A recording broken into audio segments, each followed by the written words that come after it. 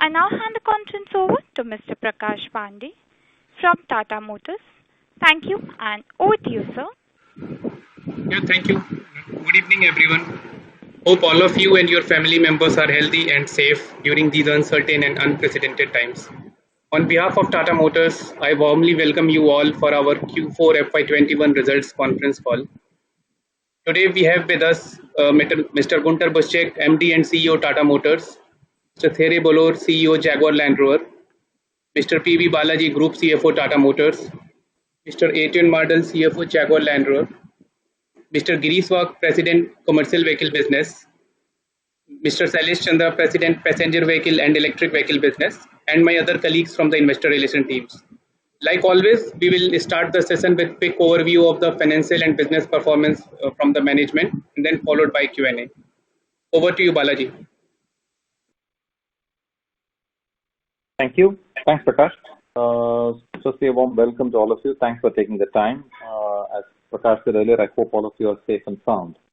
The presentation has already been uploaded into the investor portal, and therefore I'm presuming all of you had a chance to take a look at it and also have it in front of you. We'll refer to the page numbers and move forward with speed. Can you have the next slide, please? This is a safe harbor statement. Moving to the next one. Yeah, an intense period of product actions as well as company actions that you saw in Jaguar Land Rover.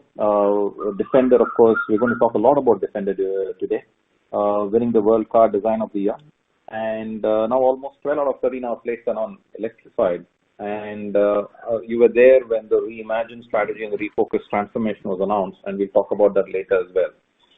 We'll be concluding charge in this quarter, which has generated a 6 billion pounds of lifetime savings, one of the most successful projects in the automotive world, and very happy with that. Next slide, please. In Tata Motors, of course, we did see significant product interventions post BS6.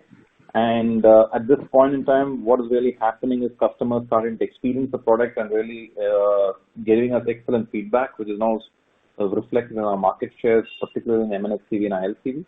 Tata Safari, the legend, was reborn, of course, with strong response into the market. And PV has been a standout performer, which Sailesh is going to talk about even more. And the cost savings target, we had indicated 6,000 crores for the year. We ended up at 9,300 crores, a strong performance there as well. And the promoters have completed their funding. The warrants, remaining outstanding warrants have been exercised. Next slide. From a performance perspective for the quarter, a strong all-round performance despite the pandemic if you look at the full year. Full year EBITDA of almost 30,000 crores. But if I look at closer home into Q4, the EBIT numbers that you see of 7.3% is the highest we would have seen in many quarters. We ended the year with a strong cash flow for the quarter as well as for the year being a positive free cash flow. And overall EBITDA margins have picked up. And if you look at the full year number, EBITDA has improved despite a decline in revenue or a volume increase, which tells you that the business is getting intrinsically more stronger. And the implication of a strong business, what does it do when revenues come through, is seen in Q4. That's how we'd like to see the business today. Move forward. The numbers are there for to see, but call out the net automotive debt. We had called out the deleverage plan when we announced it in the AGM. Happy to report that for the current year, we are lower than what we were closing debt of last year, and every quarter we've been reducing our net debt levels, and that is something which we are quite happy about. Next slide. What are the three things that actually which are a bit different to the rest of the flow, which is a traditional P&L analysis? First is JLR, where we called out the reimagined-led changes that we are doing to our strategy, resulting in a one-time non-cash write-down of 0.95 billion and a restructuring cost of about 0.6 billion. And this will impact us in FY22, but even then we'll deliver a break-even cash flow. But this is an important pivot that we have done to the business, and therefore these write-downs that we have taken will actually help us from a strategy perspective to go fully into the electrification mode. And Thierry and Adrian are going to talk more about it. This will also give us a credit going forward in terms of lower D&A charge of 150 million per annum, and also the headcount savings, we are looking at about 2,000 odd headcount. That will result in savings of close to about 100 million per annum. Sorry. Despite these write-downs, the net worth continues to be strong at 5.3 billion. So that is the first one of the exceptional items. In the case of TMLPV, this is sweet news, where the strong performance of the business is a significant improvement, even well ahead of our own internal expectations, and the outlook remaining strong thanks to the pandemic and our performance both together. We have reversed the impairment that we had taken same period last year of 1,200 crores. We also had an onerous contract provision for volumes from one of the vendors. That is also being reversed, and therefore this business is now well and truly performing to the extent that we want. And of course, more to be achieved as well. PV subsidiarization, we had the shareholders meeting as well as secured creditors meeting and got approval for that. We are awaiting the final NCLT approval, which is now scheduled on June 14th, and we are hoping to get that approval from there, and promoters have already talked about. With this, let me hand it over to Adrian to quickly run us through the key highlights of JLR performance. Adrian, over to you. Many thanks, Balaji. Good afternoon, evening to you all on the call. So same format for us, exactly as Balaji said. First half was the weak half, and we had a strong second half performance, particularly in Q4. Can everybody hear me? Particularly in Q4. Thank you. The 7.5% you see there, EBIT in Q4 was mostly and overwhelmingly underlying performance. So really pleased with that. You see the PBT 500 million and a big free cash flow as well, 729 million pounds. Full year results on the right, but you can see dramatic improvement to the previous year, even though FY20 was impacted partially in Q4, if you recall. Next slide, please. Okay, so these are the headlines below that. We'll get into revenue details later in the presentation. Balaji has talked about the exceptional item, and we'll go through the walks on cash flow as we normally do. Next slide, please. Only points I want to make on exceptionals, because I don't want to repeat what Balaji said, was, look, our assessment at the end of the year was very close to the preliminary assessment we made on February the 26th, 1.5 billion pounds. And just to remind you, those products MLA mid did not fit in to the Reimagine strategy.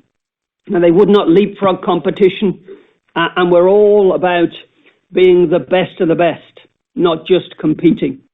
So that's why we took the really difficult and emotional decision to cancel those programs. We are still working through the restructuring costs beyond the headcount, 2,000 people. And that's mostly about, getting the right positions and the right people into the organization with the right skill sets. Less management grades, more people with specialist skills, which is fundamental to success in this environment. Next slide, please. Okay, a busy one, but we wanted to show you several flavors of the retail data. Q4 at the top, full year below. Look, you can see the highlights and study it in your own time, but a dramatic quarter-over-quarter improvement on China, in part because Q4 FY20, of course, COVID hit China first and therefore was impacted negatively, but nice year-over-year performance in North America as well, particularly in Q4. And the other regions are starting to build back. They were limited impact, of course, last year, but they are starting now to build back with a huge order demand we have at this point in time, almost 100,000 customers waiting to drive our vehicles.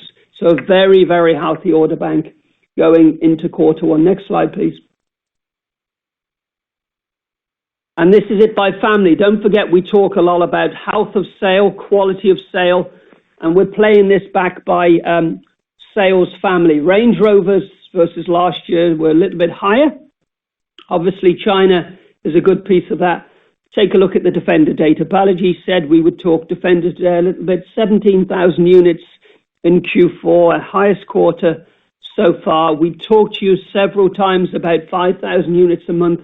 We have surpassed that already.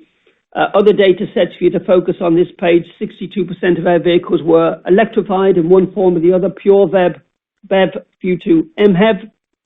So the pure ICE vehicle content is reducing quarter by quarter, and that trend will continue. Particularly now we brought out 21 model year PHEV vehicles, that will continue going forward. More of our vehicles will be electrified going forward. Next slide, please. Okay, Defender, look, this is really dramatic. I talked about 100,000 orders overall for our families of cars, more than 22,000 orders now for the Defender family. You see the uptick here towards the right-hand side as our Defender 90 came on stream at the end of last year. And the solid line there, that is the retail data, 7,000 cars in March. So we talked about 5,000 a month. We need to now start talking about 6,000 to 7,000 units a month as that supply comes on. World Car Design of the Year, you would have seen that. Last one we got announced was Women's World Car of the Year. So this is definitely a vehicle that actually gets appeal across all the spectrums and all the genders. It is a brilliant indication of what this organization can and does do. This is the best of the best, and that's what we aspire for. Next slide, please. Okay, so, you talk to us a lot about shares, so we've added this page, this point. Few things to draw out. Shares growing quarter over quarter, but particularly growing stronger in those families which we are focusing most on, Range Rovers and Defender. That's health of sale, quality of sale. We're not competing on total units. We're competing on overall profitability, and this is shown, I think, perfectly by this page. Overall, though, you can see in total our share has grown from 4.4% at the start of the fiscal year to 6% at the end of the fiscal year. And again, that's mostly around that Defender family and the growth you there see in the Range Rover. Next slide, please. So our traditional walks on profitability. I'm just going to draw out a few themes here. This one is Q4. Last year, of course, we recorded a big loss. Some of that was as a result of those COVID provisions, variable marketing provisions we put in place as the second-hand vehicle market collapsed at the end of that year. And this year, the 534 million. Things to draw out. We talk about health of sale, quality of sale. You can see a huge increase in mix. Actually there within the volume and mix, almost £200 million within the quarter. And dramatic data on variable marketing. The other thing about health of sale is, of course, you cannot oversupply to the marketplace. We haven't been oversupplying, and our variable marketing is substantially improved because of that. Almost half of that last year number was as a result of the reserves we put in place. But I've talked to you several times about VME less than 7%. Our underlying number dropped to 4.9% in Q4, with the headline number at 4.4%, eliminating reserve adjustments. The other one I wanted to talk about and call out is warranty. Again, we've talked to you about this almost every quarter. We've been very transparent and very clear about what our intention is and what's likely to happen. And you're seeing in the data here, right? 20 model year vehicles are substantially better than previous model years. We said they'd mature at the end of Q3 and into Q4. And we said our warranty as a proportion of gross vehicle revenue would drop below 4% towards 3.5%, slightly under that 3.4%. And I won't repeat all the other pieces, but there was a big favourable year-on-year on exchange. Sterling depreciated last year, which meant our euro-denominated liabilities and our dollar and euro-denominated debt was more expensive in sterling. That gave us bad news last year. The other way, sterling depreciated post-Brexit, again, as we said it would. And that's given us that optical improvement on revaluation. But great work by the Treasury team in terms of the hedging levels we've had, both on commodities and on currencies, which, of course, have helped as well. Next slide, please. Full-year performance, I draw out different things on this one. Volume, significantly lower year over year, 120,000 units. Down 1.2 billion. But of course, that mix improvement has partially offset that. You can see the full year numbers for VME and for warranty. Wanted to draw out the engineering DNA here. We talk about this one a lot as well, and we did say to you the capitalized engineering would start to fall as our programs mature, and you can see here really for the first time the amount of capitalization is lower than our amount of amortization. That means we're desupplementing the balance sheet on these programs, and you will see in the backup data substantially less capitalization, particularly over these last few quarters versus previous years, and that trend will continue, we believe. And then the full year exchange, which are the full year evaluation of the items I mentioned earlier on revaluation, on hedges, and on commodities. Next slide, please. Okay, cash. Look at the middle box. Again, I've been asking you to look at the middle box for the last several quarters. You can see how dramatic our underlying cash position is. Almost £1 billion generated. Investment now within that £2.5 billion range. More than 400 million in the quarter. And we did reverse our working capital losses of quarter one as we went through the year. So that was behind the £700 million cash flow in the quarter. Next slide, please. Investment, 2.5 billion was the guidance. We said 600 million a quarter broadly. We came in a bit lower than that. Guidance for next year is 2.5 billion also. I think it's reasonable for you to assume it'll be plus or minus 100 million over the next years, depending on where those investments finally get deployed and crystallized. But we were lower than the target for this year. 2.5 billion stays in place going forward. Next slide. Charge. Balaji said we've now finished the program. We did exactly again what we committed to do. Right, so this is becoming a theme from us. We make commitments and we deliver on those commitments. We said in April we would generate 2.5 billion this year, and that would take the program up to 6 billion. We did, and it has. In summary for the program, over 2.5 years, we took £1 billion out of inventory. We took almost £3 billion out of investment. Laterally measured on a year-over-year basis, not the notional start point which we started off with. And we took 2.1 billion out of several areas of cost, strategic costs, the Sapphire program, all the things we've talked to you about previously.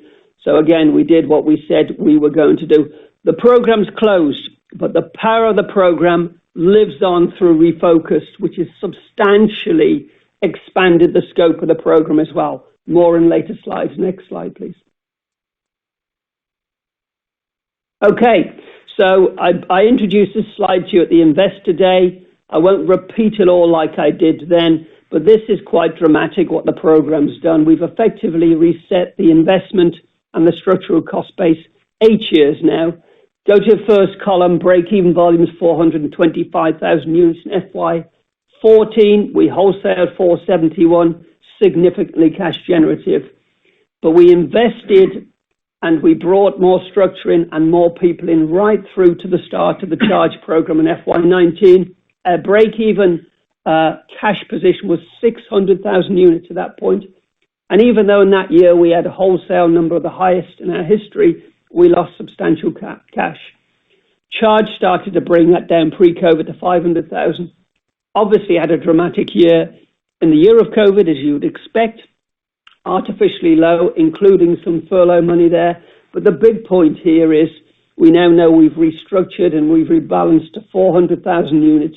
So we've reset this organization 8 years. And that's before the power of the Reimagine and the Refocus programs kick in fully. Next slide. Okay, saying it a different way. First 3 quarters before the program, 2.7 billion cash loss. Last 3 quarters of the program, 1.7 billion cash gain. Since charge started, net cash gain is almost £1 billion. So that's quite a dramatic turnaround, as Balaji has mentioned. Next slide. Okay, so those are the core finance slides. I'll quickly go on to the business update slides. This is the same as last time. Our electrified portfolio is now in the marketplace. Next slide. Okay, Reimagine strategy. Look, we took you through an almost 2 hours worth of detail on February the 26th on Reimagine. So I'm literally going to just hit a few highlights. Reimagine's there fundamentally to fix the problems we've designed within this organization. So the first thing clearly that comes out from Reimagine is we need to make Jaguar great again. The power of that brand deserves to be great, and that's our intention to actually do that. Will be a copy of nothing. Upgrade into modern luxury. So an intent repositioning of this brand with luxury materials as well as obviously a luxury external design. All of that is in process. We made a lot of progress over the last few months. We'll bring those details to you going forward. All BEV Jaguar will be from 2025, let me remind you. And Land Rover will have its first full all BEV from 2024 onwards. Our estimation is about 20% of our sales will be all BEV by 2026, with a commitment for tailpipe zero by 2036. That's the intention and the commitments we made on February 26. They will not change going forward. Next slide, please. So how are we going to do it? Obviously, the first thing we're going to do is consolidate our architectures, 6 architectures down to 3. And most importantly, 2 Land Rover, 1 Jaguar. That will enable us to design those brand personalities specific to those 2 brands. No compromise here. No compromise. So the freedom of the design and the engineering authority discreetly within those brands. That's something that other organizations and other OEMs don't do as well as we can do. This is a competitive advantage for us, and we are not going to give up that competitive advantage. Increased collaboration, particularly with our group, with Tata. Announcements will be made on that forthcoming, not today, but forthcoming. Very excited about the speed of consolidation and synergy within the broader empire, and also working with external people collaborating to get the best. We want to be the best of the best, therefore you have to work with the best to enable and to actually do that. And please don't underestimate how many of those companies want to work with us. We are a brilliant profile company for them to wish to work for as well. So we're very excited about the collaborations we will be able to make in the foreseeable future. And again, when we're ready to announce those, you will hear about it at that point in time. But we will also take on the other challenges we've created for ourselves, excess capacity. This is our production facilities. Obviously, we announced on February the 26th our intention to consolidate our nameplates within facilities and also to repurpose the Castle Bromwich site after we finish building the current range of Jaguar vehicles there. So that's what we intend to do, but under that modern luxury by design banner. That's what you should judge us by. Next slide, please. Okay, mechanism. How are we going to do it? That's the refocus program. Exactly as we told you before, 6 pillars, 3 enablers across all of those pillars. Next slide. Let me draw out some of it, because obviously each time we talk to you, we need to build on it a little bit. I'm going to talk about one of the pillars that wasn't a focus of charge. This is pillar 2.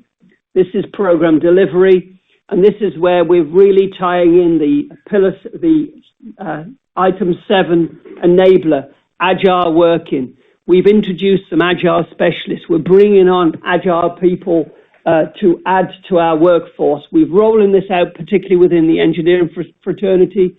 We've already started with hundreds of teams, and we will have thousands of people working in those scrums, those sprints, empowered to fix the problems that we have over the course of the next 6 to 9 months. What do we expect? We expect to significantly speed up our time to market. You can see there what we're actually committing to, a 40% improvement. And we also expect to improve customer satisfaction. Why? Because the input into the engineers and designers are coming from several different sources into the individual groups, and obviously the engagement of those workforce and the speeding up will actually improve the quality of the engineered solution. And as a result of which, we will spend less. Less time means less. Less rework means less. Less iteration means less spend. So we expect a 30% reduction in spend, which of course will also help deliver those investment targets. The center one, customer and market performance. We talked to you in some detail about this 2 years ago, particularly to the US market, but we've significantly scaled this now. Under that, in digital side of Refocus, where we brought our analytics team and our robotics teams together with data solutions to the problems we have in the marketplace. We've also scaled our intention here. So 2 years ago, I talked about national sales company work. This is working directly with the dealers. And you can see there, again, the commitments that we're making through that analytic solutions and making sure we're providing the right cars to the right market at the right time with the right specifications. They sell quicker and there's less marketing support around it. We've already proven this out. This is a scaling of those ideas. Very excited about Pillar 5. And everything that isn't embedded elsewhere from charge goes into Pillar 9. So, the 2,000 people coming out of the organization was the first decision we made, but we'll continue our work, obviously, in terms of real estate consolidation post-COVID. And a lot of the other side of in digital, the robotics team, are starting to help our teams become more efficient, taking administrative roles out, replacing with robots. So very, very excited about the scaling up of the program in terms of Refocus. And a fast start here, right? We've got the momentum of all the whole charge program into Refocus, which is why we're committing to £1 billion value in FY22 of this program. Next slide. Still problems out there, of course. None of us will rest until the planet's vaccinated against COVID. We know that. The speed to electrification is enhancing. Therefore, we need to make sure that we speed up as well. Pillar 2, Agile is part of that. And of course, there are supply concerns, particularly as a result of the semiconductor post-COVID and also the fire in Japan, which other OEMs have talked to you about. We're not immune to them also. But I didn't want to talk about the first half of FY22. We'll cover that in terms of our Q&A. From a Q4 perspective, we manage these challenges quite excellently within our results, as you would have seen. And our intention is to manage them excellently going forward as well. Next slide. Next slide, please. Okay, outlook, very similar to what we told you on February the 26th or so. Revenue will be bigger this year than last year. So in FY22, and we're already seeing that in the first quarter. Of course, despite the headwinds, the challenges, the supply constraints, we're reconfirming 4% or better EBIT margin for this year. We're reconfirming investment 2.5 billion. And we're also reconfirming cash positive or better than break even, as is referenced here, despite the monies we'll need to pay on restructuring the 500 and some million. All of that will improve through FY24 because our underlying business is stronger than FY22. It's those challenges which will hold us back, and the momentum of that transformation program will clearly build over the next several quarters.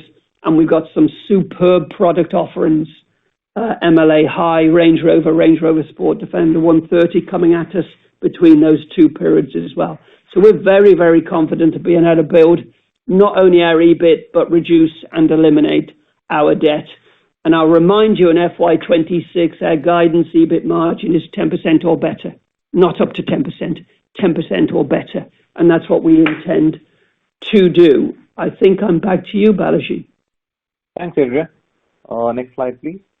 Talking about Tata Motors standalone numbers you've already seen. Call out I would make here is the spread between EBITDA and EBIT starting to narrow as the revenues start picking up.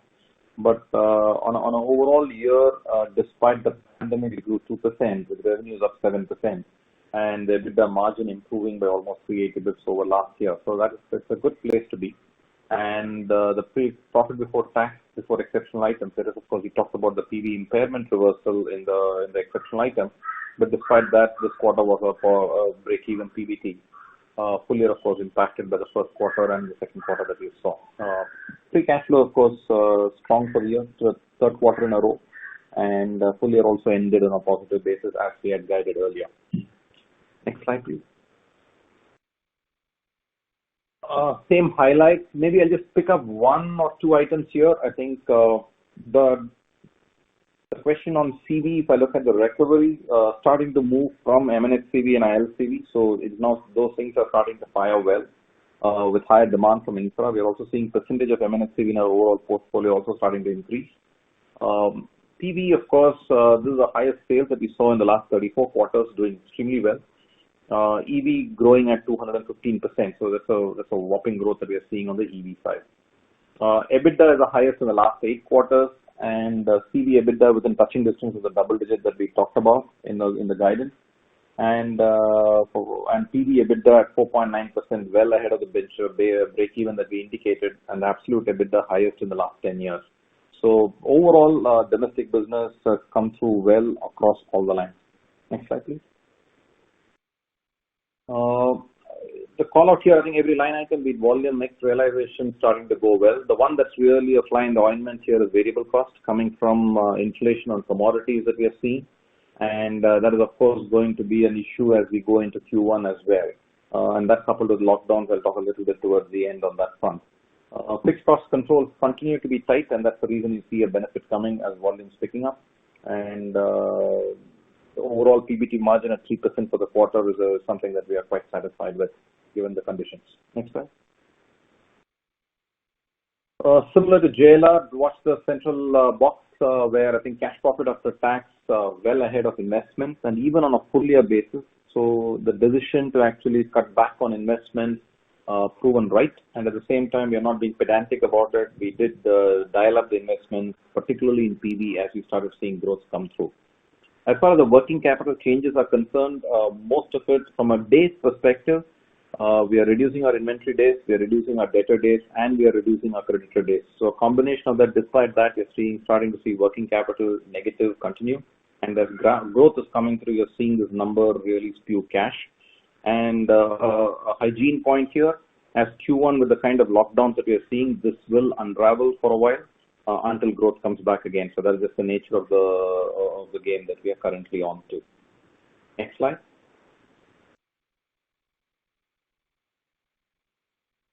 Like investments, you've already seen. I don't want to spend more time on this other than to say that we are managing our investment quite prudently in current conditions, focused on products and technologies.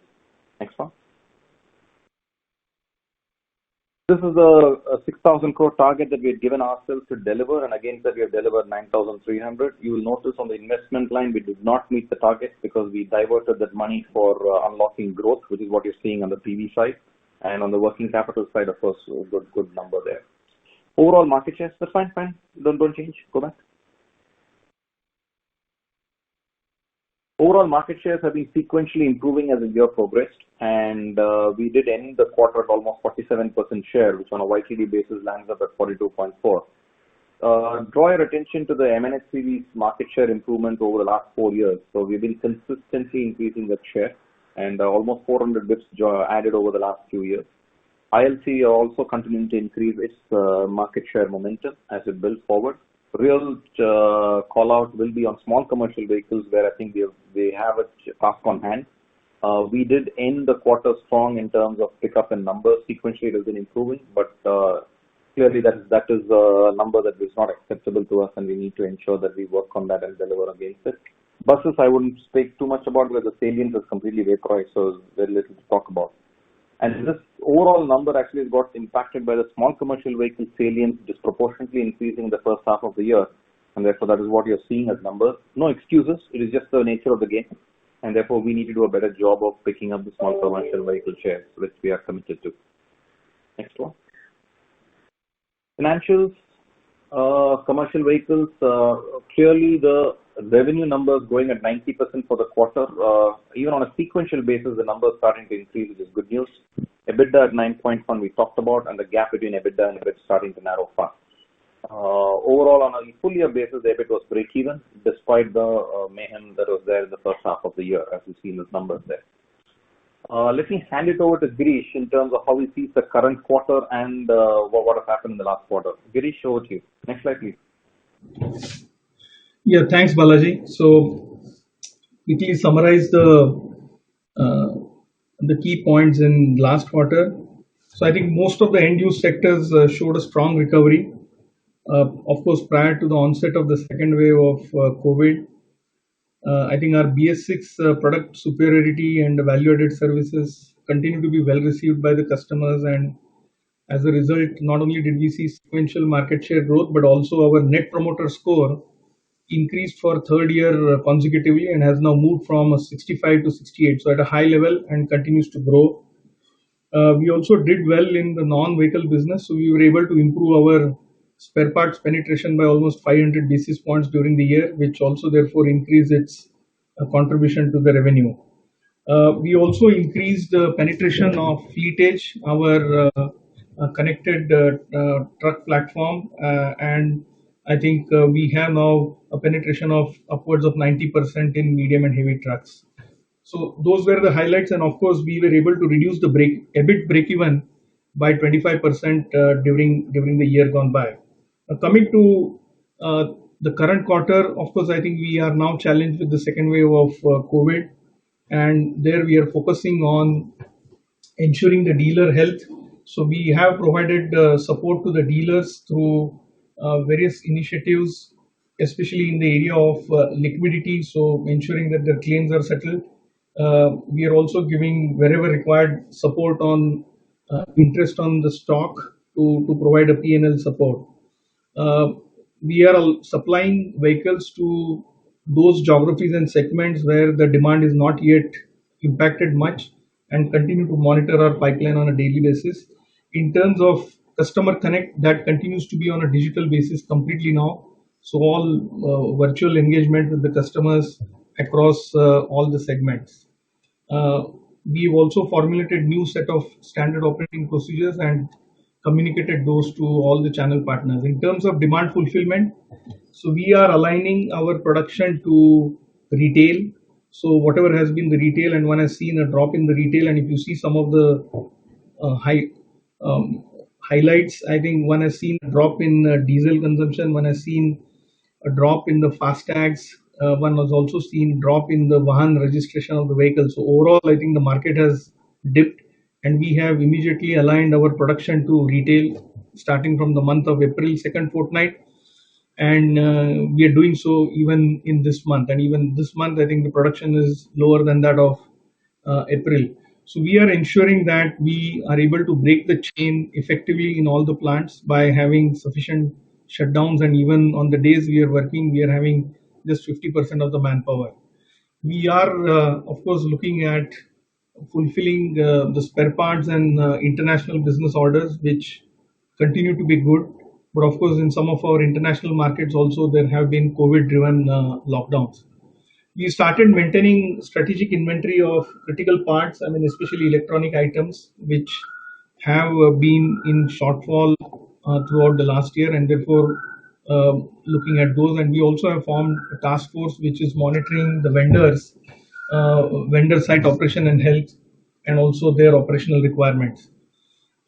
In terms of cost reduction and cash conservation, we carried forward the learnings from the business continuity plan that we had last year.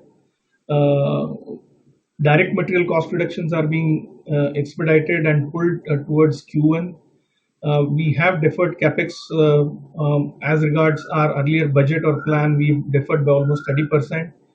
All the fixed expense reduction that we had done during the previous year has been put into action again, so that we are able to sustain all the benefits.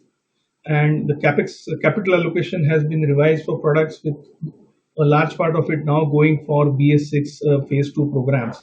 So I think that's what we have done, and we align ourselves continuously with the changing market environment through the business agility plan. Back to you, Balaji. Thanks a lot, Girish. Moving on to passenger vehicles. Next slide, please. Two callouts here. Draw your attention to the growth numbers. Industry declined 2%. We grew by 69% in Tata Motors PV, and the EV business within that grew 218%. So significant shift in numbers there. Market shares of 8.2 we talked about. Also draw your attention to the penetration of EVs in our portfolio, which was 0.2%, is now up to 2%, and likely to increase further as we go forward. So therefore, we do see significant change happening in the consumer segment, and we are very clear as Tata Motors we will lead the EV disruption as far as India is concerned. Next slide, please.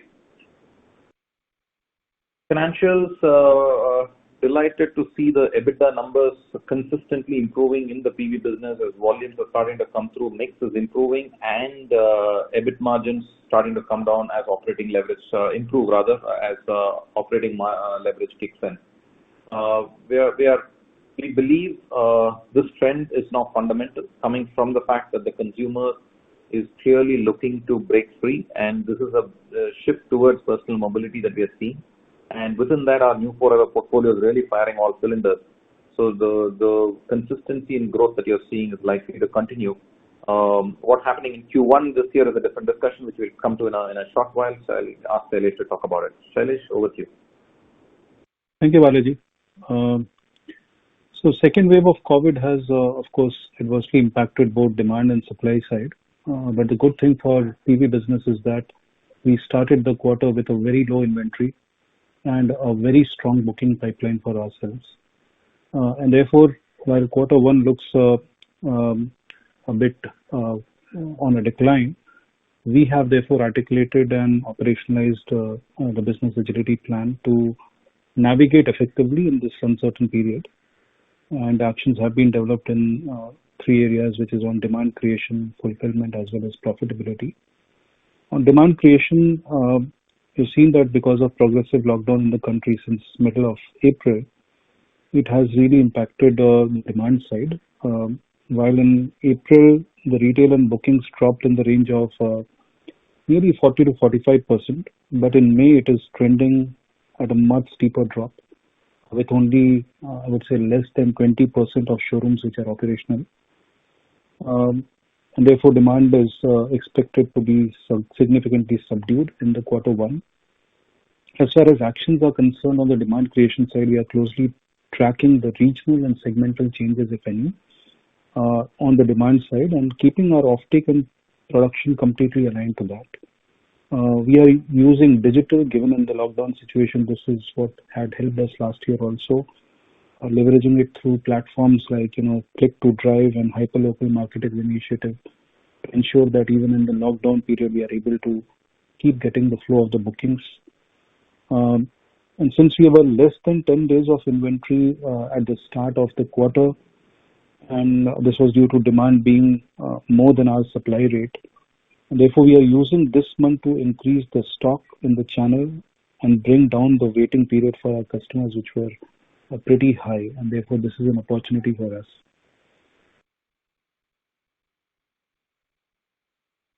On the demand side, on the demand fulfillment side, the supply side got impacted primarily due to the lockdown in all the major auto clusters, especially in Maharashtra, I would say.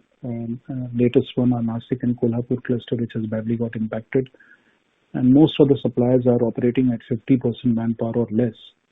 And also semiconductor supply has further deteriorated, is what we have seen in this quarter. While it was a concern in Q4 also, but this quarter it is further deteriorated and a matter of concern for the coming months. And therefore, we are trying to maximize production to fulfill the demand and build strategic inventory. So we are continuing with the production in all our three plants. And we had taken shutdown for the first 4-5 days, mainly aimed at enhancing our capacity further for supporting the growth that we have planned for this year, and also certain preventive maintenance actions. On the profitability front, it's going to be impacted by the lower operating leverage and the commodity inflation that we are seeing. And therefore, we have initiated tight controls on fixed cost and also accelerated the structural cost reduction effort, which is now pretty much an institutionalized and ongoing initiative for us. And we have also taken price increase, which is in line with the industry, but we are the only players who have also given the price protection to our customers. And that basically has helped us in avoiding any cancellations to the strong booking pipeline that we have. So that's from my side, Balaji. Back to you. Thanks, Shailesh. Next slide, please. Quick peep into Tata Motors Finance. They ended the year pretty strong. Market share 33, PBT of 266 crores, significantly better than last year. And return on equity, which is the metric that they are going after, of 9.2%. GNP is also below 5 and NNP is below 4. The key one is the cost to income ratio has been tightly controlled. At the same time, focus on collections, where we hit at almost 105% in March. But I really would love to draw your attention to the last two lines out there, where next few months we do expect to see a challenge. And this time it is different, because it's not just about the transportation business that is getting affected. The collection infrastructure, in terms of people who are going out there and collecting, we have almost 900 people who have been impacted by COVID, who are people who are feet on street. And unfortunately, we lost 6 of them in Tata Motors Finance. And therefore, we are wanting to be very careful with respect to our people, and that will definitely have impact on collection efficiencies. We're already seeing it come down quite significantly to almost 80% level last month, and therefore it's not an easy time out there in the field. And we are working closely with our teams, our customers, our people, to ensure that we alleviate the stress. But it is fair to expect that Q1 is going to be a significant pain, and we are having representing to all the powers that be to find ways to alleviate the stress. So this is going to be a critical quarter for all of us from that perspective. Last slide. Outlook, I think you can see it, but Q4FY21 will be adversely impacted by lockdowns. You heard Adrian talk, you changed Girish, Shailesh and myself talk. Clearly impacted by lockdown, semiconductor shortage. We have a cup of woes that's quite full. So a strong end to the year is something that is we were very happy with. But then of course Q1 we need to deal with the stress, but we will come through strong, because fundamentals of the business, as you have seen, are very strong, and therefore this makes it even more resilient in terms of performance, and we will get there. And we are not changing any of our plans in JLR or in TML, because what we need now is agility, and therefore that is what we are focused on. So with this, let me stop here and hand it back to you guys for questions that you may have. Thank you, Balaji. We will now start the Q&A session.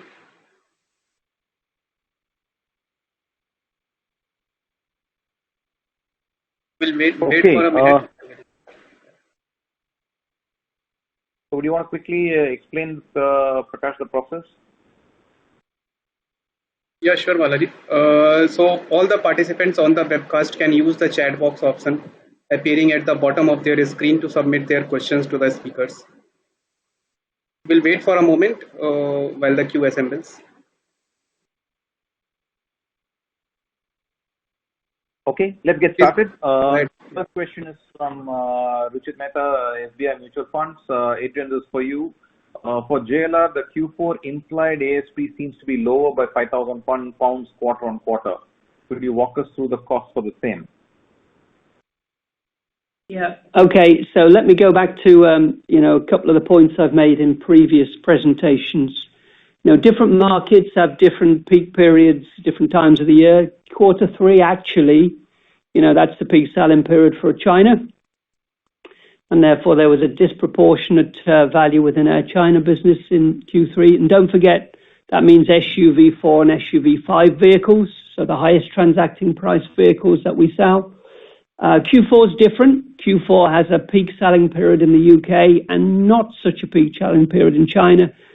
And of course, UK is about SUV2 and SUV3 vehicles, lower transacting prices, lower gross vehicle revenue and lower margins as well. So you really need to start to look and plot where our peak sales periods are for our peak regions, which will give you a heads up that our average selling price in Q3, unless there's something extreme happening, will always be higher than Q4. Thank you. Thanks, Adrian. Second is from Prateek Podar, and I'll take this question. Tata Motors has been very clear that the equity fundraise would be the last resort, despite such a good performance on both JLR and TML standalone. What is the rationale of thinking for a fundraise? Prateek, you're absolutely right. It remains the last option. There's no change in that particular front. And also to hasten to add there, the board has deferred this decision to a subsequent board meeting. And the reason we had an AGM coming up, and from a flexibility perspective, we wanted to keep all the options open. And that is why we have not been clear in terms of what are the instruments that we will raise and how much will we raise. And that is something that was part of the discussions today, and therefore the board has decided we'll defer it to a later point in time, given the performance that we have right here. And at the same time, we shouldn't forget that we are in the midst of COVID. There are a fair number of challenges that we have outlined, and the reason we wanted to keep our options open was this, because it's an AGM coming up, and therefore those enabling resolution, if you notice if you read the notice carefully, you would have specifically put it as an enabling resolution, and that then gives us a good 1 year of not having to go back to the shareholders. But that is, of course, now subsequently on the board we have decided to defer it. So therefore, that's the background thinking to it. Next question is from Yogesh Agarwal, HSBC. JLR volume growth guidance of better than FY21 seems very conservative, considering the base effect in FY21. Can you please provide more flavor? Would it be a 20% plus kind of a growth? So you're absolutely right. It is very conservative, and the answer is yes. It will be better than 20% higher than last year. Okay, Kapil Singh Nomura. On JLR guidance of FY22 forecast, the company has been reporting JLR EBIT margin of around 7% for the last 2 quarters. Plus, you will get the benefit of nearly 100 bps from restructuring costs taken in FY21. So why is the guidance so low at 4% plus EBIT margin? What are the key factors that can take the margins down to 4%? Was there any reversal in residual values for JLR? And maybe that's a separate question. Maybe we'll answer this one first, Adrian, and then the next piece. Yeah, sure. Yeah. So let me take you back to half 2 FY21 to answer the piece. Let me remind you what we've told you so far. We've told you Q4 underlying is about 7%. Q4 is always our best quarter. You know that. Our volumes were 123,000 units. So it's closer to an indicator of a normal quarter, but Q4 is normally stronger. Q3, don't forget what I told you, we were 6.7%, but we had a lot of reversals of residual values in VME in Q3, and the result of that, our underlying was a couple of points lower. So I think it's reasonable for you to assume, based off what we've already told you, that our second half performance was close to about 6%. So why 4% plus? Well, a number of factors coming going forward. We don't yet know the level and the scale of impact from the semiconductor challenges that the whole industry faces. Other OEMs have told you specific numbers. We're not going to do that. And the reason why we're not going to do that is because we haven't given up on it. Right? We are working tirelessly to enhance our position every week, every day, every week, and every month. So I don't actually know where we'll end up from a volume perspective in quarter one. What I do know is we're optimizing everything we possibly can. Now, last year in quarter one, we lost 13.5% EBIT margin. We could be EBIT loss in this quarter as well, but it'd be very, very small if we are. So it will impact the full year. Here's a key point here, right? Q1 will impact the full year. However, depending on the speed and the bounce of the industry response in the semiconductor build, I don't know how much of that we will then get back in Q2, Q3, and Q4. What I do know is if we can overcome those challenges, we will be stronger than the 4%. That's why we said higher. So it's speed of recovery for those challenges and whether we can catch back units are the 2 unknowns today. And I really don't want to mislead you. So I've given you a baseline of 4% or better. And depending on how the industry can respond to semiconductors, the better will get bigger. That's all, Balaji. Yeah, thanks, Adrian. Second question for you again. Was there any reversal in residual values for JLR in USA in Q4? Do you see more coming through in Q1? So we did reverse some of the residual values in the US of A. We now made all of those reversals actually within quarter 4, so no more to come. However, we did book some reserves in Germany. So the net reversal in Q4 was very low, about 0.2%. That's all. So most of it is done. And we think also with the changes we made in Germany, we've contained and trapped those losses as well. So overwhelmingly, we do not expect VME to be driven by residual value improvements, reductions going forward. What we do expect in this lean market of undersupply and significant demand is our underlying VME to be better than we've actually previously communicated. That was 6% or lower. So we do expect that to continue, particularly with supply shortages. It'll be closer to 5% over the first half is my estimate.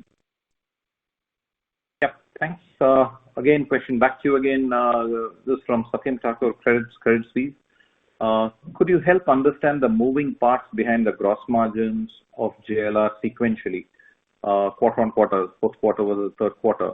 How much was the impact of higher raw material costs, and what all went into offsetting that? If you could quantify, please.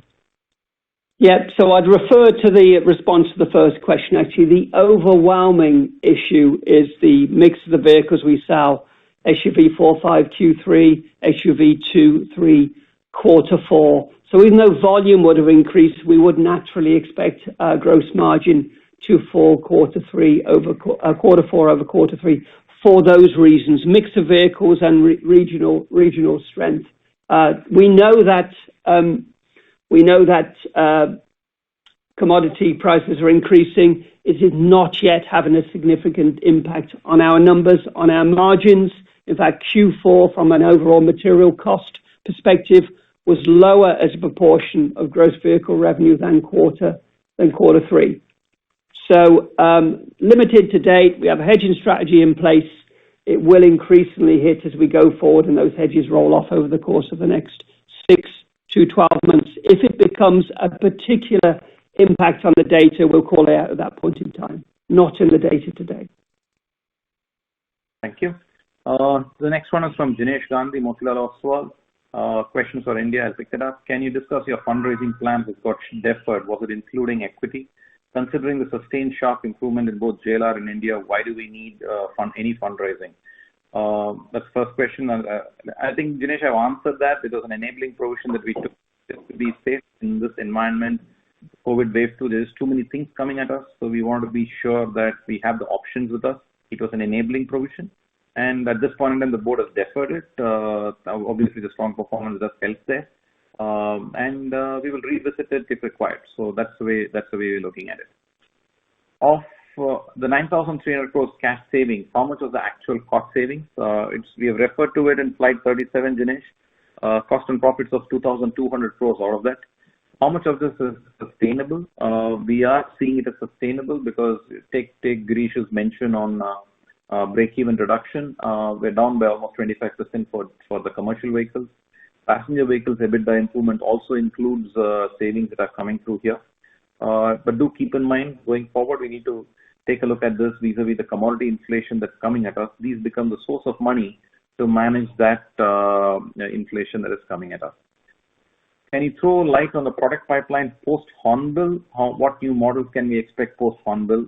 Clearly, that's something that we wouldn't want to discuss it. The right forum for that will be the Auto Expo once we have made up our mind as to what we're going to show out there. So we will definitely share it with you. Next question is from Stephanie Vincent from JP Morgan. How much is the semiconductor and raw material issues respectively hitting the FY22 guidance? Adrian, would you want to pick that up?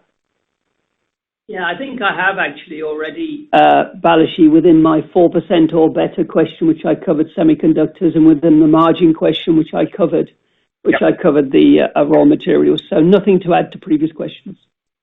Okay. Second is from, the next one is from Basudev Banerjee, Ambit Capital. Why are you saying, led by one-off restructuring cost of 500 to 550 million, JLR will be FCF neutral? Aren't you confident of maintaining operating cash flows and capex of 2.5 billion at last couple of quarter levels? The next one is on India. So, Adrian, would you want to pick this one up? Yeah, I'll pick that one up. So, yeah, we are actually confident, but unless I say this, then I have to give you a different set of numbers, right? So the bottom line is our commitment is to reduce net debt, and we won't go backwards. You know, we will have a challenge in quarter one for the reasons already discussed, but we'll get that back over the balance of the year. And net debt was 1.9 billion at the end of March, and we expect at the end of March next year to be slightly lower. But for the moment, our guidance with the uncertainties we've already mentioned is maintained as cash flow positive or better than break even, despite the 500 some million restructuring costs. You take that away, it'd have been 500 plus million pounds cash flow. The question is for India. India capex outlook for FY22. It seems higher than 1,800 crores as guided earlier. Plan for the year is more like 3,000 to 3,500 crores. The 1,800 was for FY21. In the midst of a pandemic where we are firing a business continuity plan. Having seen 3 quarters of performance, we are very clearly seeing that once the pandemic is out, the lockdowns are out, there is definitely a demand resurgence that happens. And therefore, this time it's not a business continuity plan, it's a business agility plan. And therefore, we want to be as flexible as we can. Obviously, if situation dramatically alters, we will not hesitate to go back to the drawing board on this. But at this point in time, we see the current issues are temporary, and therefore we intend to generate positive cash flows despite those capex investment there. And they are going towards products and technologies which are going to aid growth. So we will not be pedantic about putting a number out there. We are watching it and moving it dynamically in line with demand out there. That's how we see it. Next question is from Rakesh Kumar, BNP Paribas. If profitability continues to improve at JLR, is there a possibility that we could increase our capex plan to accelerate the reimagined strategy timelines? And what share of sales comes from lease sales in US and Europe? And what are the peak share of leases we have seen historically? Adrian? Okay. So my answer to the first one is unlikely. We've got a real clear plan we're setting out.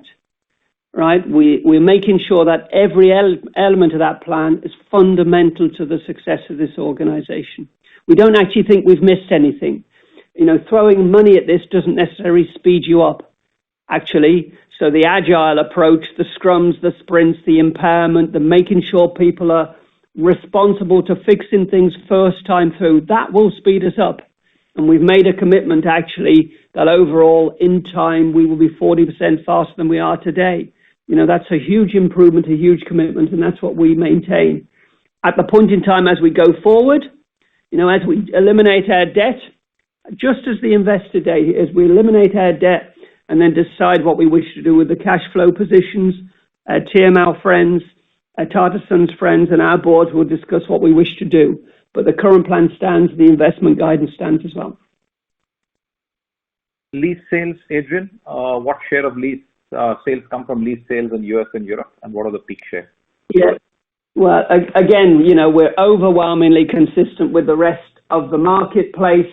So US is our highest lease market, as you would know, followed by UK and markets in Europe, mostly Germany. I do have some data in front of me which suggests it's about 80% in North America, but that's consistent with the marketplace. Next one is from Ronak Sadza from Systematic. Let's take the JLR pieces first, and I'll do the PV piece later. For JLR, will lower DNA and employee benefits start reflecting from Q1? We have, in a way, gone back to the pre-JAG XC phase. Should we expect JLR will focus mainly on profitable models? Second question. And the last one on JLR, that's the easy one. I'll pick that up. For JLR, can we have an EBIT waterfall instead of a PBT? You already have that in the slide. The bottom line has that, so you can use that in case you need more clarification. Do reach out to her. Back to you, Adrian, for the first two pieces. Yeah. Okay, so let me take DNA first of all. Look, our DNA over the next few quarters will be similar to the second half last year. Don't forget, the MLA mid vehicles were not available to be introduced in the first half of this year. At the point we would have introduced them, 12, 18 months' time, that's when the reduction in the DNA would have kicked in, of course. DNA will next actually change when we introduce our new models, Range Rover and Range Rover Sport, in 12 to 18 months' time. Employee benefits, as we release those 2,000 people over the course of the next 3 to 6 months, then yes, the costs of people will actually start to fall as well. 100 million a year, we believe, but in a particular quarter, that filters down to 20 or 25 million. So I don't anticipate that to dramatically impact the in-quarter data you will see. Then on, I think the profitable model piece as part of Reimagine has been explicitly called out that we are looking at profitable growth here, and that's how it will be done. So no change in strategy there. Then on PV impairment, yes, these are non-cash costs. The question is are these non-cash costs? Are these reversals non-cash? Absolutely, yes, they are. Moving to the next slide, next topic, Amin Pirani, CLSA. Given that the first Land Rover BEV will come in 2024, do you think it may pose a risk in models such as Evoque and Disco Sport, where competition is already in the process of launching BEVs?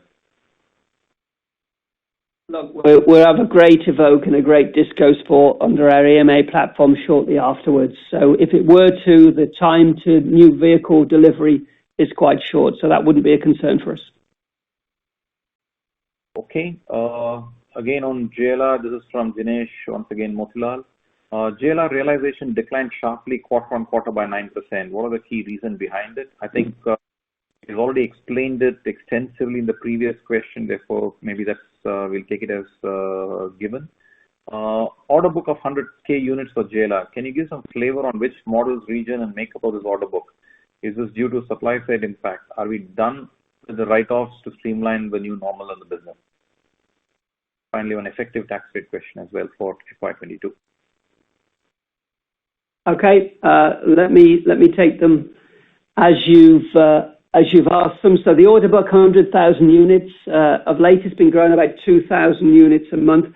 You know, the phenomenon in our business that most of those ordering processes happening in the UK and Europe, and that's where 60% of the order book is. Less in China and less in North America. That's just a buying phenomena and a logistics phenomena, right? Vehicles have to be there in place because the pipeline to get them there is so long. So mostly UK and Europe, particular emphasis on our PHEV vehicles. They have had a dramatic impact in the marketplace. Some of those vehicles in some markets in Europe have up to a 12-month waiting list for. So clearly, you know, those customers are going to have to be super patient for us. So ultimately, yes, the answer is it is a result of the supply side. And as we work through some of those supply issues, let me just reference for the moment semiconductors, but there are also PHEV issues, then we would expect those order books to actually start to normalize in 6, 9 or 12 months time. Are we done with write-offs to streamline the new normal of the business? We believe so. We don't have anything left that we're aware of, right? We really think we've had a strong 6-month review of what our strategy is, and we think we've communicated that to you, and we think we've actually, you know, made the adjustments we need to make. And as you would know, our external auditors have been working alongside us for 3 months, and they agree with us. So I don't expect any additional write-offs for any of the elements that we have actually communicated as a part of Reimagine to date. Effective tax rate expected in FY22.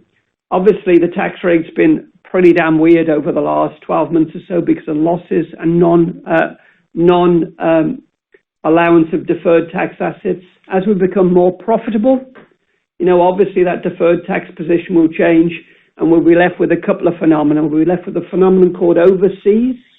We expect, obviously, the tax rate will now become profitable overseas, so we will be paying tax, as you would have seen this time around, and we would expect the deferred tax asset to start to normalize the effective tax rate also. I suspect that will happen later this year as our profitability grows in H2. Got it. So next one from Aditya Makaria, HDFC Securities. Congrats on the market share gains at Land Rover. What is the impact that Tesla is having on the luxury market as the volumes are now 500K? Can you give some color on the same? Maybe I can take this one, Balaji. Yeah, Thierry. Thierry speaking. I think that even if we don't talk very often about competitors in this type of session, the reality of, if you look at Tesla today, is that they are not really in the luxury market. And more, they are less to a certain extent. They started with the high-end premium, and now if you look carefully to the range of cars and associated volumes, you will notice that it's more and more going to the mid-premium, which is giving us a huge space. Okay, thanks, Thierry. Question from Thakur again. Can you share an update on what's happening with the BMW partnership on EDUs? Thierry was quoted last week by Reuters as saying that JLR is exploring with BMW on going further with the partnership. Can you share anything that is on these areas? No, we continue to work with BMW, and as such, we are permanently exploring new opportunities. Concerning of course, our collaboration, EDUs, it's of course included. But it's clear that we have stopped also our XJ-BEV, although we retain the IP and our joint ownership. Thank you. Question from Pramod Kumar, Goldman Sachs. Given the acceleration in pure EV demand led by competition launches and regulatory push, are you comfortable with your EV business? And is there a risk of JLR losing out on demand and customer mindshare on EVs? Well, I think what is key, and Adrian answered in that spirit as well for one of the previous questions, is to be on time against the real demand from our customers. And today, the real demand of our customers is very much on PHEV, as you understood. So we are glad about that. And at the same time, we are glad to see that the BEV starts really to take off worldwide. And that's why we are fine with our timeline. For sure, we are clearly, and we enjoy the fact that with our refocus plan, we can see an acceleration of our processes in the company to seamlessly and excellently deliver what we promised, and we are going to make the best use of that. Thank you, Thierry. Question, maybe this is for Girish and Shailesh. In terms of, can you please guide for India's CV and PV growth outlook? How do you see it given COVID second wave impact on semi-urban and rural India? Girish, you want to go first, and then Shailesh, you want to take it up next? Yes, Balaji.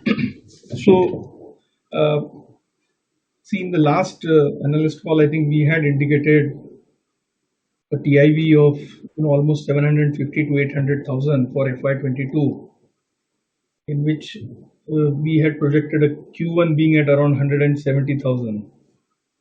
And I think at the end of March and more so in the month of April, we have come across this COVID second wave, which has indeed created a slowdown in the demand. And as we got into May, I think the slowdown has been even more as many states have gone into lockdown. And in April, we have seen that the total industry volume has been, just 40,000. So, I think to give a clear projection for the entire year, we need to see how the states unlock, which is something that we are monitoring on almost on a daily basis. So, as the states unlock and the freight starts moving in the country and get back to the pre-COVID levels, I think we should be in a position to indicate what's likely to happen. So at this juncture, it is very difficult to provide a firm outlook, although there could be some scenarios as to when the economy gets back to the pre-COVID levels. But as we stand here now, it appears difficult that we'll be able to get this 35-37% total industry volume growth that we had indicated. For the exact number, maybe we'll have to wait for the next analyst call. Balaji? Yeah. Sure. Yeah, I'll just take this.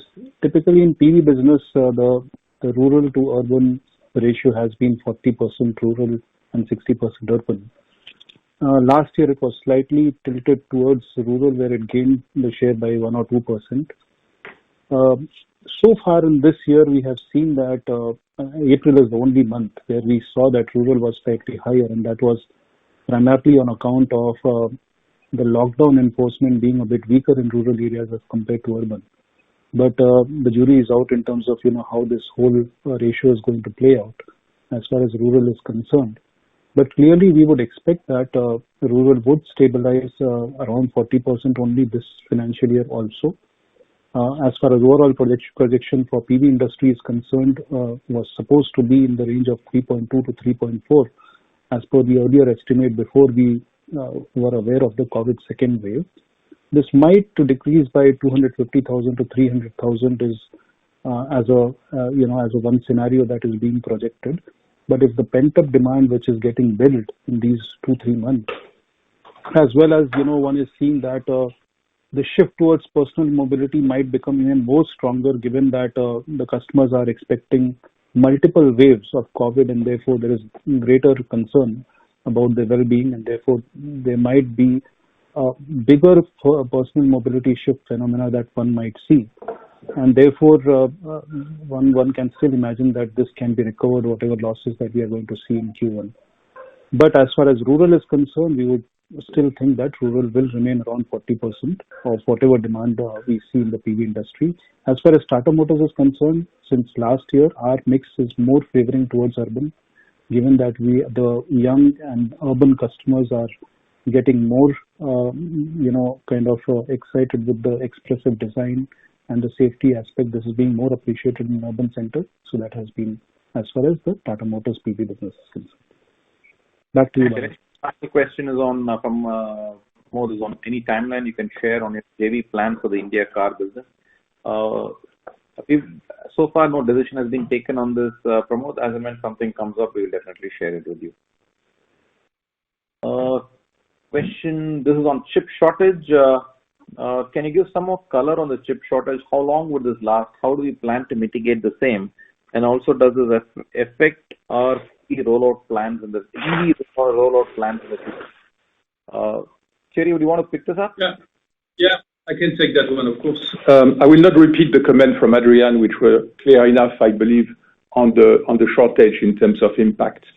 I think it's important to say that during the first part of this crisis, the team did an incredible job to mitigate that risk to the extent that the impact, I think, on the Q4 of last fiscal year was about 7,000 units, which was quite limited without big consequences on our strong figures, as you could see. But, from a crisis, you always learn and you find opportunities. And for us, what I'm learning and with the team is about our tier 2 and tier 3, our microprocessors suppliers and the way they work, the way they operate. And at the end of the day, what's happening is that we need a change in the way we're operating our supply chain with them. And it's exactly what we are preparing at the moment to have a structural fix to this problem. Thank you. Gutta, would you want to just give us color on the implication of that? My pleasure. As already mentioned earlier by Girish and Sailesh, in the fourth quarter, because of the dedicated and the dedication, the commitment of the teams in PV and CV, although we had certain shortages, we could actually prevent supply impacting our delivery position in order to give us the chance to actually meet the strong demand, as already highlighted. As we expected that it couldn't get worse and felt pretty comfortable having the situation to a certain extent under control. The situation has already, as mentioned by Sailesh on the one slide, has worsened to the extent that we see across the board significant constraints, where we are now working with the team based on the database established in the fourth quarter, more or less on a daily way on the mitigation of the impact on production. What does it mean? We have actually looked deep into the ECUs in order to understand which kind of chips from which kind of supplier were actually used by our tier 2, second tier, first tier suppliers. And in order to see whenever there is a constraint, which of the ECUs and therefore which kind of components or modules could be impacted, we started to establish direct contact with the chip suppliers, although we are not contractually linked with them. But since we have established relationships from the past, it also helped to ensure that our demand got prioritized, got met. And parts were made available by the chip suppliers to our second and first tier suppliers in order to have transparency in the first instance and to a large extent, to the largest possible extent, also full control of the situation. Nevertheless, as already indicated by Thierry, the situation at Tata Motors is not different to the one at JLR. It's a daily struggle. And it requires lots of detailed review work effectively on a daily basis by the teams in order to keep the supply chain going and to limit the impact. Nevertheless, we expect the situation, as mentioned, will get worse in the first quarter. We expect some kind of an improvement in the second quarter, but it's also because of the fact, as mentioned by Girish and Sailesh, that we have started to actually build some stock because of some of the shutdown days we have experienced in the last couple of days because of the COVID situation in India. So that we hope that we can actually get back to full production in the moment we get out of the lockdown. We echo what is generally the expectation of the industry, that as of the second half of the fiscal year, we are going to see a gradual improvement of the situation. To what extent, I think it would be too early and would be too much of a kind of crystal ball approach to say as of October we are going to be safe. But we expect at least a gradual relaxation of the situation on the way forward. Thank you. Thanks, Gunther. Question from Chirag Shah, Edelweiss. JLR commodity costs. How does commodity contract work? Annual, semi-annual? Also, how does the commodity hedging? Is it different from revenue hedging? And if you break raw material costs into commodities and value add, how much will the commodities percentage be of the total RMC? Adrian? It's Ben Bergbauer, the treasurer at Jaguar Land Rover, so I'll pick that question up. So I think on the first piece of it, how does the commodity contract work? So I think it's different across different commodities, and so it's really difficult to answer that question in the context of this event. I think on the second question around how is commodity hedging different, I think one thing I'd say is generally the horizon is shorter. So on FX, we go out 4 to 5 years. In practice with commodities, we're really only going out about 2 years in quite a bit reduced percentage in the second year. I think the other thing that's worth mentioning is the hedge accounting is different.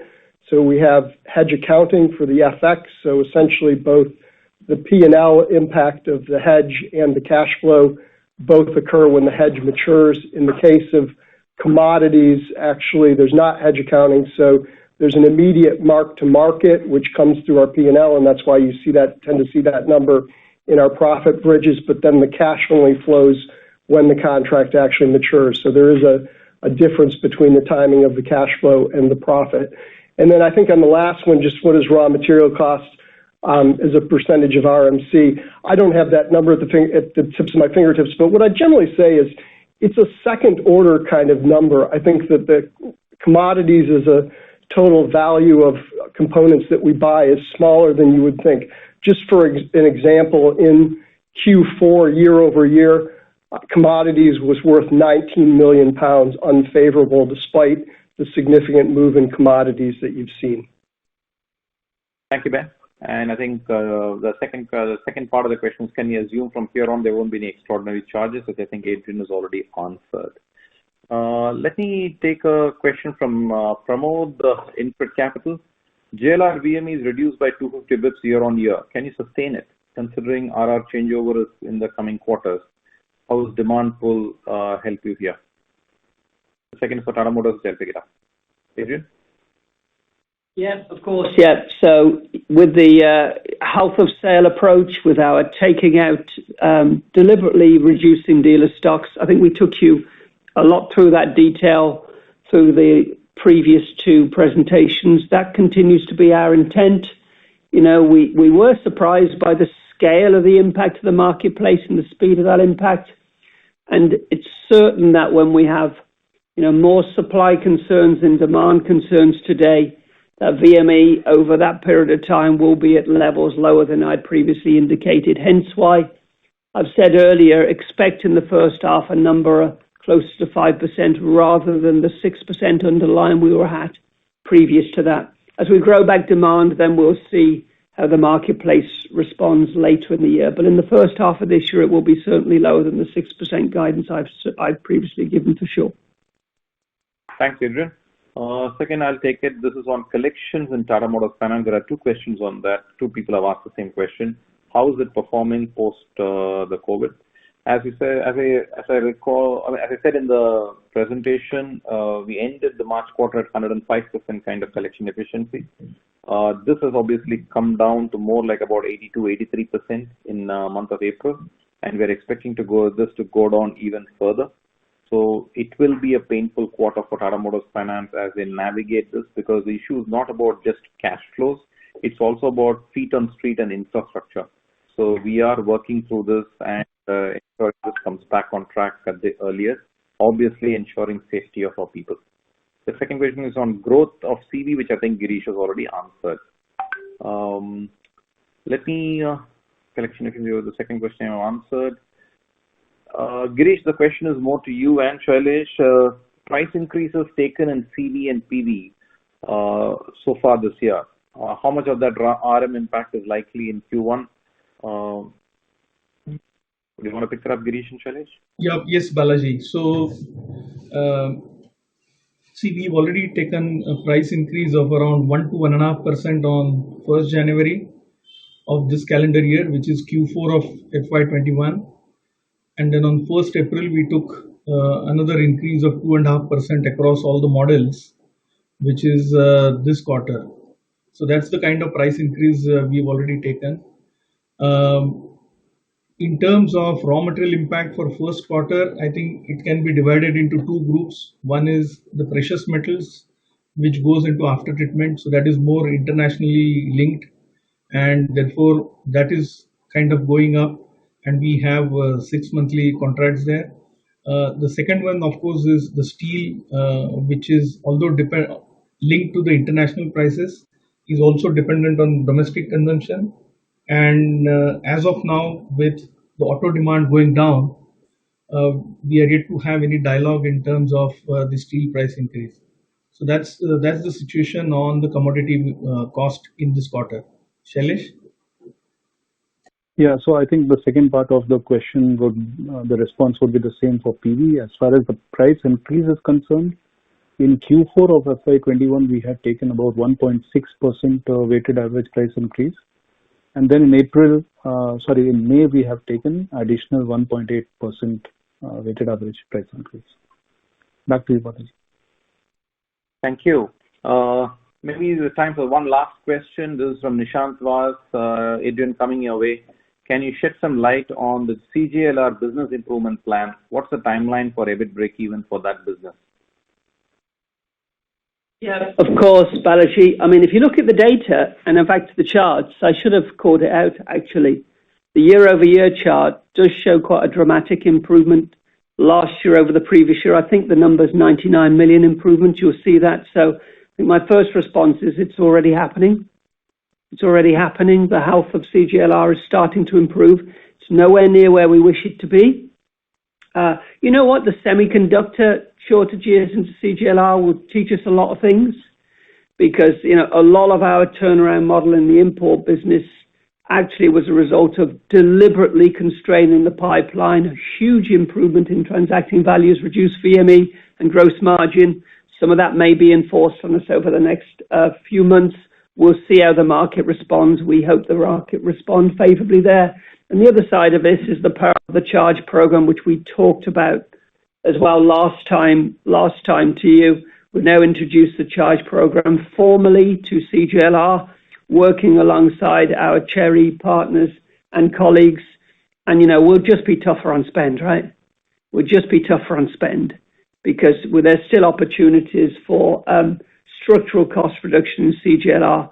So you think about how we've applied charge within Jaguar Land Rover, a resetting of 8 years of our structural cost base. We haven't done that yet within CJLR. So there's lots of opportunity. It takes a bit more time because we have to bring our partners along with us, of course. But I do expect us going forward to find ways to actually improve our viability, profitability in CJLR. But it was a dramatic turnaround in the previous 12 months. So please, we shouldn't pass that point by. Thank you. So with this, I think we're on the dot, 8 o'clock here. So thanks everybody from TML and JLR side, and more importantly, thanks everybody who attended the call, taken the time to attend the session and understand our results. Much appreciated.